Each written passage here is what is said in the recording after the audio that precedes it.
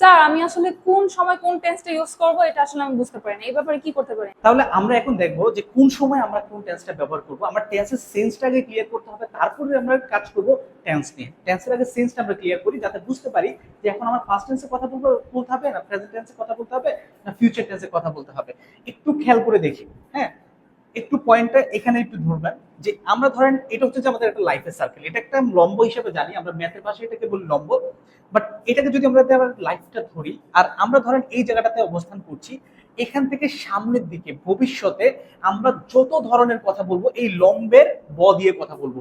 যেমন দেখেন ব, আমি যাব, আমি খাবো, আমি ঘুমাবো, ফিরবো, এমন কোন কথা আছে যেটা হচ্ছে যে ব ছাড়া আপনি ব্যবহার করেন? ভবিষ্যতের প্রত্যেকটা কথা শেষে কি থাকে? ব থাকে। তার মানে ব থাকলে হচ্ছে কি ফিউচার টেন্স। তারপরে এখান থেকে পিছনের দিকে মানে অতীতে যত ধরনের কথা বলবো ল আর ম দিয়ে, যেমন হচ্ছে কি করেছিলাম, গিয়েছিলাম, খেয়েছিলাম, ঘুমিয়েছিলাম, তাইলে হচ্ছে কি এই যে সব কথা শেষে কি আছে? লম আছে। তার মানে লম থাকলে বুঝবো ফার্স্ট টেন্স, ব থাকলে বুঝবো ফিউচার টেন্স।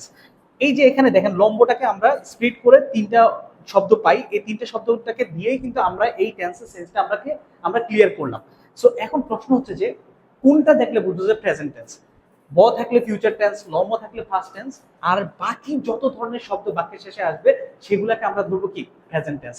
এই ফরম্যাটে যদি আপনি কথা বলেন, এই ফরম্যাটে যদি আপনি চিন্তা করেন বাংলা শব্দগুলোকে, সেই ক্ষেত্রে দেখবেন আপনি খুব ইজিলি বুঝতে পারবেন এখন আপনাকে ফার্স্ট টেন্সে কথা বলতে হবে, ফিউচার টেন্সে কথা বলতে হবে, না কোনো বর্তমান মানে প্রেজেন্ট টেন্সে কথা বলতে হবে।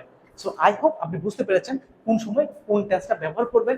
এটা আশা করি যে আপনার সেন্সটাকে ক্লিয়ার করে দিবেন। ধন্যবাদ সবাইকে সাথে থাকার জন্য। আর যারা ভিডিওটা দেখছেন অবশ্যই ভিডিওটা শেয়ার করে আমাদের সাথেই থাকবেন। ধন্যবাদ সবাইকে। এরকম শিক্ষণীয় ভিডিও পেতে হলে আমাদের পেজের সাথে লাইক, কমেন্ট, শেয়ার দিয়ে সাথেই থাকুন।